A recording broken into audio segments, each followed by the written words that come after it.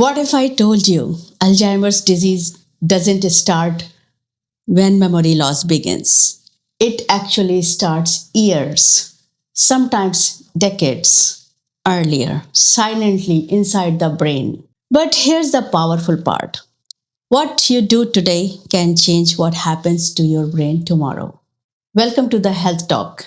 Today we are talking about something deeply important for every family. Can we prevent Alzheimer's disease? And to guide us with science and real clinical insight, we have with us Dr. Kuldeep Singh, internal medicine and geriatric physician.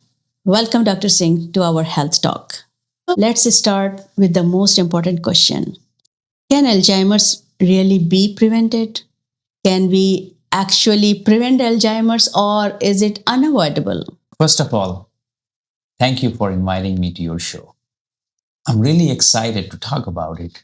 See, we cannot guarantee complete prevention, but we can significantly reduce the risk. Studies show that up to 40% of the dementia may be preventable.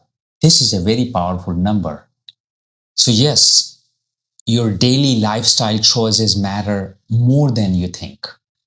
What is the biggest misconception? What do most people get wrong about Alzheimer's? Two things. First thing, memory loss is normal aging.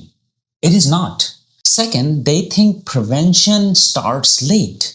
In reality, brain changes begin approximately 10 to 20 years before the symptoms start appearing.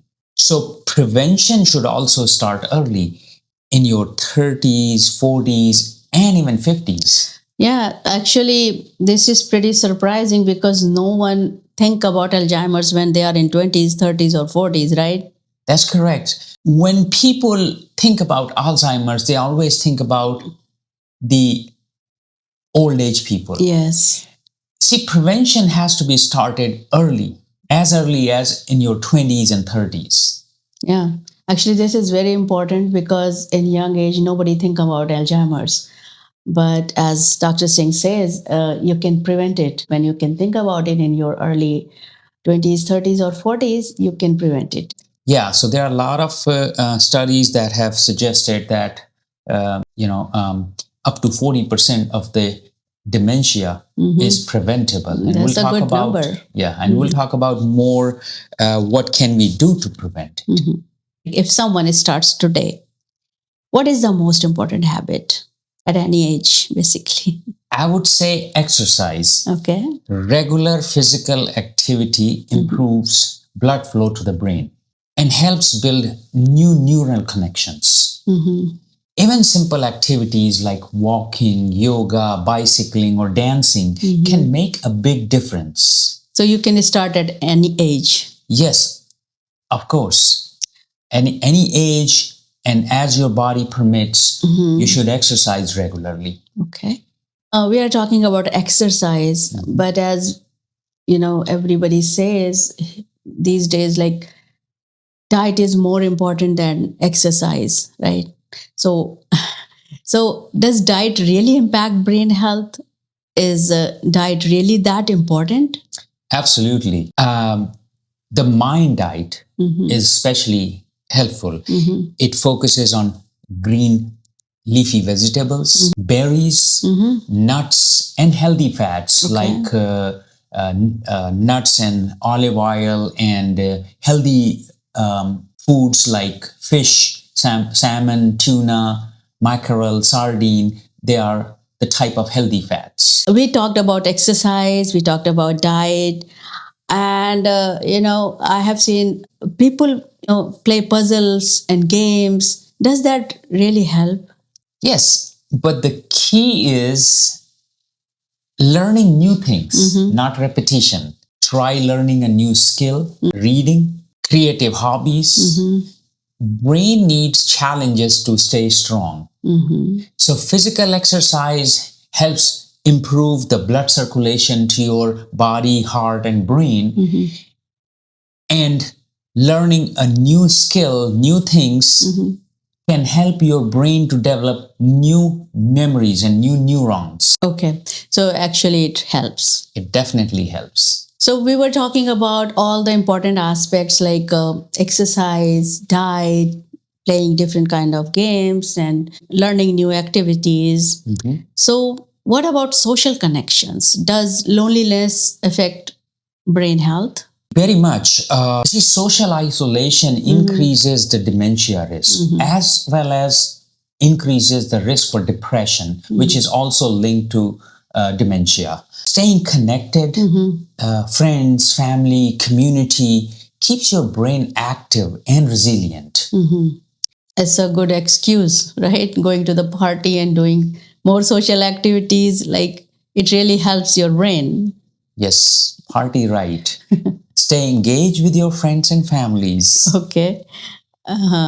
What do you mean by party right?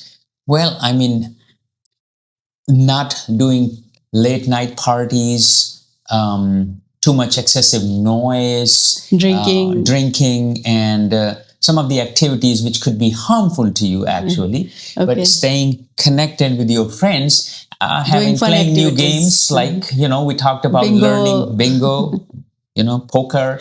Okay. And such as bridge. Bridge is a very good activity. Or some kind of physical activities or some games, creative games. Creative games, new learnings, arts, Absolutely. I guess, right? Absolutely. Crafts. So yeah, it's fun. So of course, do not go to those parties, right? Late night parties, you mean? Yeah, well, avoid late night parties where it affects your sleep. It forces you to eat unhealthy food and also drink excessive drink of alcohol is bad for your brain. Yeah, that makes sense. Yeah. Okay, so what about medical conditions? How do conditions like diabetes, high blood pressure affects Alzheimer's? So they are major risk factors for the development of dementia. High blood pressure, diabetes, and high cholesterol, they damage the brain blood vessels. Managing them is one of the most powerful preventive tools. Especially in mid-age, we start seeing more of these conditions, diabetes, hypertension, and high cholesterol, and they can affect your heart and brain both. So preventing them or keeping them under control is a major part of preventing dementia. Yes, so we have to take care of diabetes and blood pressure in our early stage whenever it develops, right? Yes, managing the medical conditions is one of the most powerful. Basically, I see a lot of individuals just take blood pressure very lightly because they think, okay, I ate something high in sugar or high in salt, so maybe that's why it became high. But we have to actually really take care of all these conditions so that we can prevent Alzheimer's, dementia, and later stage of life. Yes, absolutely. Okay. Let's talk about something we usually ignore. That's the most important part of our health. It's sleep, right? So does sleep play a role? My question is that. And many people ignore sleep. Is that harmful? Yes. You see, during sleep, the brain removes toxic proteins. And poor sleep leads to buildup of these harmful substances. Aim for 6 to 8 hours of good quality sleep, and that will help your brain to get relaxed, your brain to give chance to remove those toxic proteins. Okay. I was listening one of your podcasts where you mentioned there are a lot of new blood tests these days. So can we detect Alzheimer's early? Is early detection possible now? Yes, and this is very exciting. In the last 2 years, the FDA has approved certain biomarkers in the blood that can help us diagnose Alzheimer's disease early. And it is very important because now we have a chance to act early. If we find and detect and diagnose Alzheimer's early, we can give some medications nowadays that can slow down the disease progression. So, how do you recommend those tests? Like for the general population, like whoever comes for comprehensive checkup. So, do you recommend those tests? So, first of all, talk to your physician. Hmm. Discuss if you or your loved ones are starting to have any memory problems. So, family history is important. Family history is also important. And if the person starts having memory loss, then we do a series of testings. First, the screening test, such as brain assessment, brain cognitive testing, mini mental examinations, and neuropsychological testings to really find out if they are having a mild cognitive impairment or memory problem. And once they start having a memory problem, then we further, to confirm the diagnosis, we further do the testings through the blood biomarkers. Okay, that's really important, right? Yes. So you suggest, every clinic provides that, or it's... Well, it may not be possible for every clinic or every physician to be providing these services. I'm being a geriatrician, I incorporate these in my practice. But if your physician is not providing these services, they can refer you to a specialist such as a neurologist or a geriatrician to help diagnose these things. Okay, so it's important to ask about these tests, right? So I think we have covered everything about Alzheimer's, early detections, diagnosis, prevention. Yeah, but not the treatment though. But yeah, we can cover the treatment part later maybe. So what is the final message for viewers today?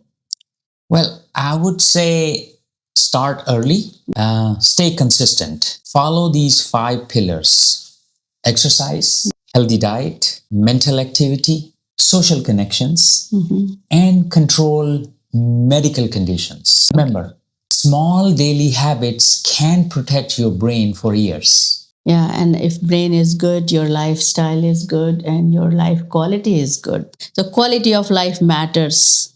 Absolutely. In our geriatric population, we often go for and long for quality of life, longevity. Longevity.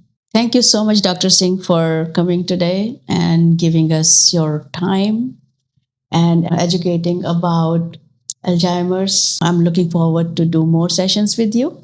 Thank you so much. You're very welcome. It has been my pleasure to come here and talk about the subject, which is very exciting and very, very satisfying for me to go over. Thank you so much. Thank you. And thank you everyone for joining.